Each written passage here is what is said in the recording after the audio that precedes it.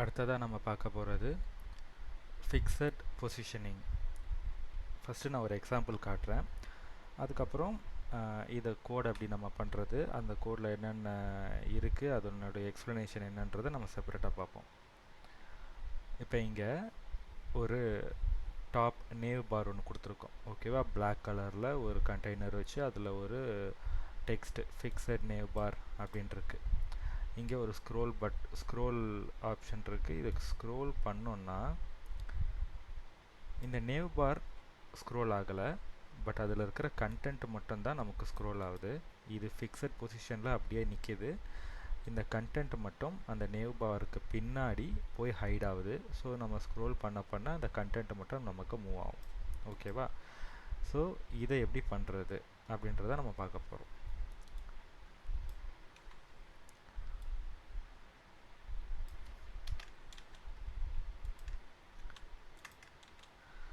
First ஒரு div tag போட்டுக்கிறேன். இந்த div tagல ஒரு கிளாஸோட பேர் கண்டெய்னர்.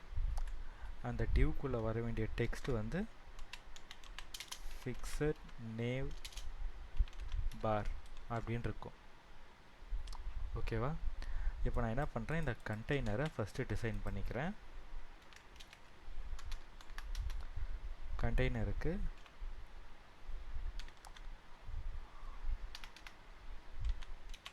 பேக்ரவுண்ட் கலர் வந்து black கொடுத்துக்கிறேன். இதோட ஹைட்டு ஒரு 30 பிக்சல் கொடுத்துக்கிறேன். இதோட விட்த்து வந்து 100% கொடுத்துக்கிறேன். சேவ் பண்ணனா எனக்கு இந்த இடத்துல ஒரு black பார் வந்துருச்சு. உள்ளே இருக்கிற டெக்ஸ்ட் வந்து நமக்கு பிளாக்காக இருக்குதுன்றதுனால அது ஹைட் ஆகிடுச்சு. ஸோ அதை கலர் பண்ணிக்கலாம். கலர் ஒயிட்டுன்னு கொடுத்துக்கிறேன். ஓகே, இப்போ ஃபிக்ஸட் நேவ் பார் நமக்கு வந்து ஒயிட் கலரில் வந்துடுச்சு. இந்த இடத்துல நமக்கு ஒரு பிளாக் கலரில் ஒரு கண்டெய்னர் க்ரியேட் ஆகிடுச்சு. இப்போ இந்த கண்டெய்னரை சுற்றி பார்த்தோம்னா ஒரு எம்டி ஸ்பேஸ் இருக்கு இல்லையா?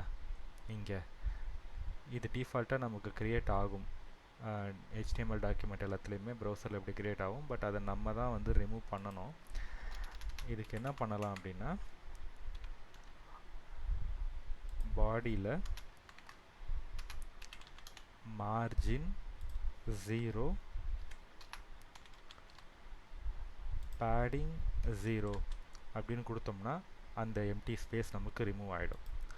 அடுத்தது எனக்கு இந்த இடத்துல ஒரு ஸ்க்ரோல் இது பேன் வேணும். நான் என்ன பண்ணுறேன், ஹைட் வந்து நான் பெருசாக இன்க்ரீஸ் பண்ணோம்னா எனக்கு ஸ்க்ரோல் வந்து ஆட்டோமேட்டிக்காக க்ரியேட் ஆகிடும். ஸோ நான் ஒரு 2000 பிக்சல்ன்ற மாதிரி நான் ஹைட் வச்சேன்னா ஆட்டோமேட்டிக்காக எனக்கு ஸ்க்ரோல் வந்துடும். இப்போ நான் ஸ்க்ரோல் பண்ணும்போது இந்த நேவ் பார் ஆட்டோமேட்டிக்காக ஸ்க்ரோல் ஆகி ஹைட் ஆகுது. ஓகே, நம்ம இன்னும் இதுக்கான பொசிஷன் செட்டிங்ஸ் பண்ணாததுனால இப்போ இந்த மாதிரி நமக்கு அது கூட ஸ்க்ரோல் ஆகுது. ஓகே, அடுத்தது இந்த ஃபிக்ஸட் நேவ் பாரை இப்போ சென்டரில் நம்ம கொண்டு வந்து வைக்க போகிறோம். Text align center. இப்போ இது சென்டரில் வந்தாச்சு. இதோட பொசிஷனை இப்போ நம்ம ஃபிக்ஸட் பண்ண போகிறோம். Position fixed. இப்போ எனக்கு இது ஸ்க்ரோல் ஆகாது, ஒரு பொசிஷனில் லாக் ஆகிடும். இப்போ இதுக்கு கீழே நமக்கு தேவையான கண்டென்ட்டை க்ரியேட் பண்ண போகிறோம். அதுக்கு செப்பரேட்டாக ஒரு div க்ரியேட் பண்ணிக்கலாம். div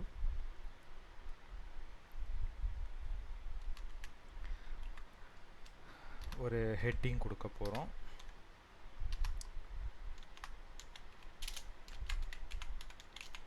web content. அடுத்தது ஒரு பேராகிராஃப் கொடுக்க போகிறோம். Dummy text. ஓகேவா?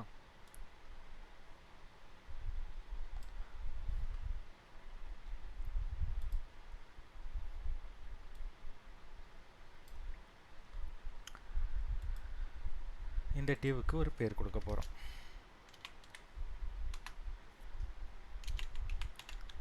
கண்டென்ட் அப்படின்னு கொடுத்துக்கலாம்.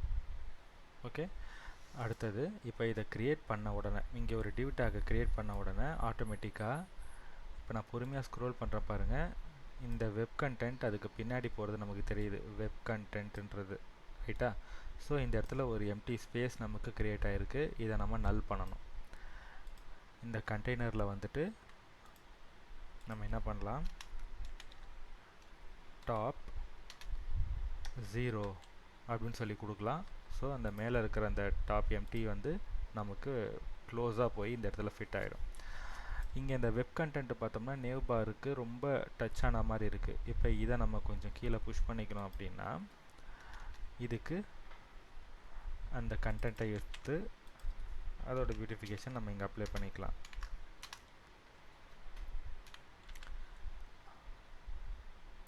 மார்ஜின் ஒரு 30 பிக்சல் கொடுத்துப்போம்.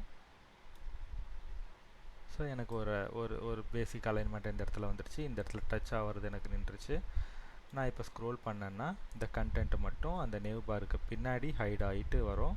ஆனால் நேவ் பார் எனக்கு ஸ்டாட்டிக்காக நிற்கும். ஸோ இது பொசிஷன் ஃபிக்ஸருடைய யூசேஜ்.